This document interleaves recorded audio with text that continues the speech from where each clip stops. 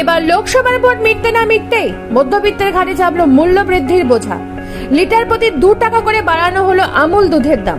3রা June অর্থাৎ সোমবার সকাল থেকেই এই নতুন দামেই বাজারে পাওয়া যাবে আমুল দুধ।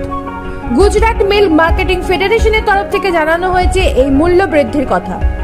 আমুল গোল্ড 500 ml এবার 32 টাকা থেকে বেড়ে 33 টাকা করা হয়েছে, অর্থাৎ 1 লিটার আমুল গোল্ড 54 টাকার পরিবর্তে 56 টাকা দিয়ে কিনতে হবে। আমুল তাজা 500 ml 26 টাকা থেকে বেড়ে 27 টাকা করা হয়েছে। অন্যদিকে আমুল শক্তি 500 ml 29 টাকা থেকে বেড়ে 30 টাকা হয়েছে। আমুল তাজার ছোট পাউচকে বাদ দিয়ে সব দুধের দাম লিটার প্রতি 2 টাকা করে বাড়ানো হয়েছে।